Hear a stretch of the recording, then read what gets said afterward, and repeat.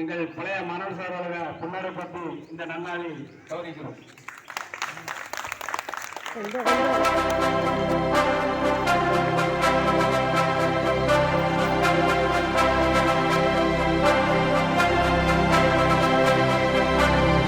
உங்களுடைய ஆசீர்வாதம் தான் சார் அப்படின்ட்டு நான் சொன்னேன். மிக்க நன்றிமா அப்படின்னுட்டு சொன்னாங்க. இந்த நாளிலும் கூட 80வது இந்த சுதந்திர தின விழாவில் இந்த பள்ளியிலே நான் தலைமை ஆசிரியராக வந்து கொடியேற்றுவதற்கு நான் முன்னாள் ராணுவ வீரரை அனுமதித்திற்கு அவங்க ஏற்றினருக்கு மிக நெஞ்சார்ந்த மனமார்ந்த நன்றிகளை தெரிவித்துக் கொள்கிறேன்.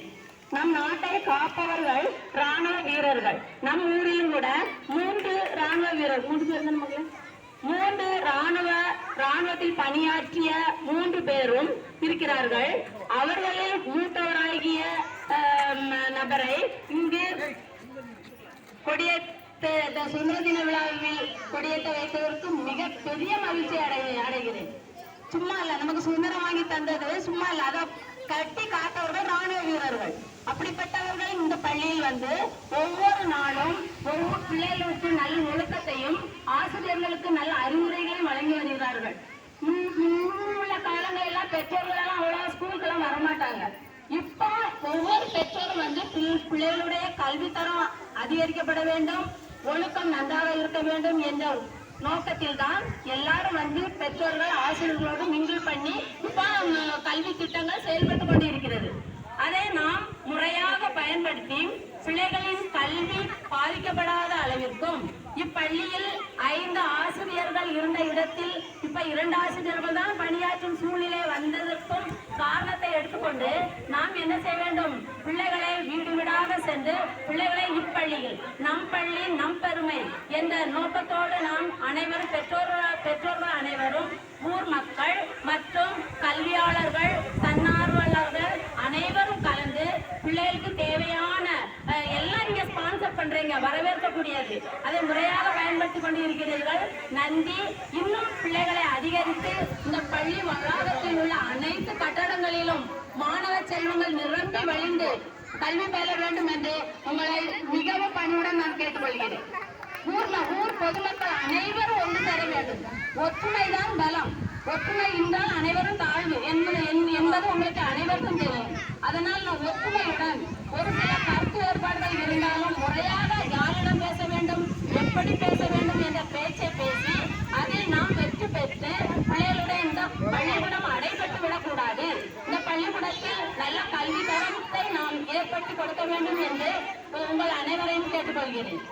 பெரிய பேரண்ட்ஸ் ரொம்ப கவனமாக பள்ளிக்கூடத்தில் படித்தா மட்டும் போதாது, வீட்டிற்கு வந்தாலும் என்ன சொல்லி கொடுத்தாங்க, என்ன படிக்கிறாங்க, எப்படி படிக்கிறீங்க, ஹோம்ஒர்க் கொடுத்து விட்டாங்களா, என்ன எழுதி நீங்களும் வாட்ச் பண்ணணும். நான் படித்த அந்த காலத்தில் எல்லாம் பெற்றோர்கள் படிப்பது இல்லாதவர்கள். என்னுடைய அம்மா எல்லாம் படித்தவங்க, அப்பா படிக்காதவர்கள். நான் வந்து பரம்பரை பெரியதா இல்ல, கல்வியில் முன்னேறி வந்தவர். இந்த இதே பள்ளிக்கூடத்தில் நான் கேரளாவில இருந்து வந்திருக்கும் போது ஃபர்ஸ்ட் ஸ்டாண்டர்ட் எனக்கு அவ்வளவு விவரம் தெரியாது. அப்படியே ஒவ்வொரு கிளாஸா நான் அடுத்த பிள்ளைகளுக்கு நான் பிரசன்ட் சொல்லியிருக்கேன். அது எப்ப எனக்கு தெரியாது, நான் 4ஆம் வகுப்பு படிக்கும்போது அடுத்த கிளாஸ்க்கு என்னை அனுப்ப மாட்டாங்க. ஏன் அப்படின்னு நான் நல்லா படிப்பேன். ஆனா அந்த ஆசிரியர்கள் எனக்கு அந்த செயல்பாடுலாம் கொடுக்கல. அவங்க வராத பிள்ளைங்க ஏன் வாசிக்க சொல்லுவாங்க, அது ஏன்னு எனக்கு தெரியல. அப்புறம் நல்லா படிக்காத பிள்ளை கூட அடுத்த கிளாஸ்க்கு ப்ரொமோட் பண்ணி விடும்போது எங்க அம்மாவிட்ட போய் அழுவேன். அம்மா ஏன் என்னை அடுத்த கிளாஸ்க்கு விட மாட்டேங்கிறாங்க, என்ன எதுக்குமா விட மாட்டேங்கிறாங்க நான் அழுத பிறகு எங்க அம்மா வந்தாங்க. வந்தா பிள்ளைய பேர் சேர்க்கல, என்ன பேர் சேர்க்கல. அதனால இங்க வாத்தியார் தாத்தா இருப்பாங்களா, அவங்களிடம் போய் எங்க அம்மா முறையிட்டு சொன்னதுக்கு அப்புறம் அவரு ரிட்டையர்மெண்ட் டீச்சர், அவங்க எனக்கு தனி ஸ்டடி போட்டு டேட்டா பர்த்தே மாறிவிட்டது. கூட 2 ஆண்டுகள் வேலை பார்க்கக்கூடிய இடத்தில் என் டேட்டா பர்த்தே குறைக்கப்பட்டு விட்டது. அதெல்லாம் தெரியாது. இப்ப மாதிரி பர்த்டே எல்லாரும் வருஷம் கொண்டாடுறோம். என்னுடைய டேட்டா பர்த்தே எங்களுக்கு அப்ப தெரியாது. அந்த நிலைமையில எங்க தாத்தா தான் என்னை இந்த பள்ளிக்கூடத்துல சேர்த்தாங்க. அப்போ இருந்த ஆசிரியர்கள் விழிப்புணர்வு இல்லைன்னு தான் நான் இப்ப சொல்லுவேன். நான் தலைமை ஆசிரியராக ராமநாதபுரம் மாவட்டத்தில் 1997ஆம் ஆண்டு ஜனவரி 7ஆம் தேதியில் இருந்து பணியாற்றி வரும் காலங்களில் நான் தலைமை ஆசிரியராக 2003 நான் பணியாற்றினேன். அதிலிருந்து ஒவ்வொரு ஆசிரியர் கூட்டத்திலும் நான் என்னை பற்றி சொல்லுவேன். என் கூடாதுன்னுட்டு வெளி மாவட்டங்களில் போய் வேலைக்காக பிழைக்க போயிருப்பாங்க. பிள்ளைங்க வருவாங்க, படிக்க மாட்டாங்க. படிக்க சேர்க்க முடியாது. நான் சேர்த்துவேன். அந்த வயதுக்கு ஏற்ற வயசு நான் எப்படியாவது சேர்த்து அந்த பிள்ளைகளை படிக்க வச்சிருவேன். படிக்க வைக்காம இருக்க மாட்டேன். நான் சொல்லுவேன், என்னுடைய நிலைமை வரக்கூடாது அப்படிங்கிறதுக்காக. அதனால அந்த அதுக்கப்புறம் தான் எனக்கு தெரியும், ஆசிரியரா போனவங்க தான் தெரியும். அப்ப அங்க நம்ம ஊர்ல நடராஜன் ஒரு சார் வேலை பார்த்தாங்க. அவங்ககிட்ட நான் ஆசிரியர் பயிற்சி முடிச்சு வந்ததுக்கு அப்புறம், ஏன் சார் என் டேட்டா பத்தி இப்படி இருக்கு, ஏன் சார் டெய்சி சாதாரண பேசுவாங்க, டெய்சி நாங்க இப்படி சேர்க்காம விட்டுருந்தோம்னா நீ குட்டமணி சமக்க தெரியுமா அப்படியே சொன்னாங்க. குட்டமணி சமக்க போயிருப்பா, அப்புறம் மண்ணு சமக்க தான். நான் எங்க சாணி பறக்க போவோம். என்னெல்லாம் இப்ப உள்ள பிள்ளைங்க சொகுசா வாழ்றாங்க. நாங்களா வளர்ந்தோம். நானா படிச்சேன். அப்பொழுது நான் படிக்கவில்லை என்றால், சிறிய வகுப்புல எனக்கு படிப்பு வரவில்லை என்றால் என் அம்மாட்ட போய் அழுத மாட்டேன். அப்படிதானே?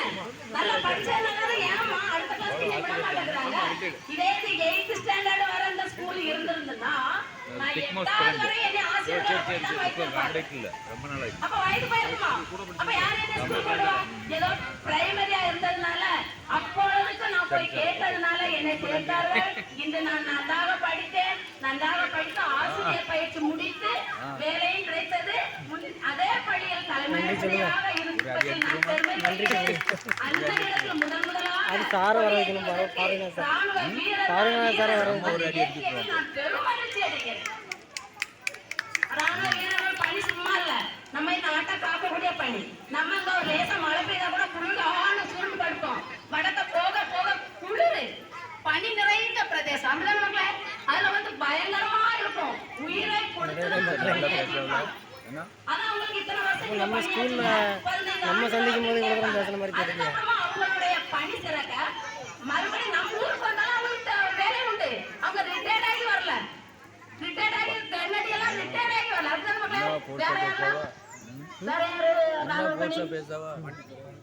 பாண்டித்தரண்ணே இவங்க எல்லாம் இப்ப இங்கேயும் வந்து பணியாற்றுறீங்க. அப்ப வேற வாழ்த்துறதுங்க பயங்கர மதிப்பு உண்டு.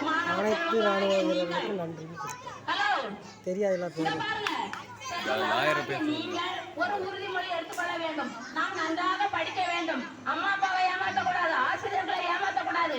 படிப்பில் முழு கவனம் செலுத்தி படித்து பெரிய ஆளாக வர வேண்டும் என்று உங்கள் அனைவரையும் கேட்டுக்கொள்கிறேன். நன்றி, வணக்கம். நீங்க அத பெற்றோரும் பிள்ளைகளும் அதை வழி நடத்துக்காங்க. பிள்ளைகளும் அதே மாதிரி கீழ்ப்படிந்து நடக்கணும். பெற்றோரும் அந்த பிள்ளைகளை வழி நடத்தணும்.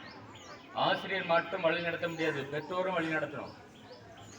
வழி நடத்தினா தான் அந்த பிள்ளைகள் வந்து ஒரு நல்ல நிலையை அடைய முடியும். இன்னைக்கு ஒரு லாயர் வந்திருக்காரு, இன்னைக்கு ஒரு ஆசிரியர் வந்திருக்காரு, இன்னைக்கு ஒரு இன்ஜினியர் வந்திருக்காருன்னா கல்வியின் அடிப்படையில் தான் வந்திருக்காங்க. கல்வி தான்.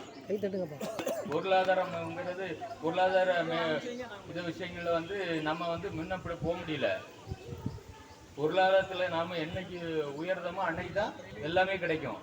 ஆனா நம்ம கீழ்த்தட்டில் இருக்க மக்கள் பொருளாதாரத்தை நம்ம கொண்டு வர முடியல. அதுக்கு நமக்கு ஆயுதமாட்டு நம்ம கல்வியை மட்டும் தான் எடுத்து வைக்கணும். அப்பதான் நமக்கு பொருளாதாரத்தையும் அடையலாம், எல்லாமே அடையலாம். வாய்ப்பு கொடுத்த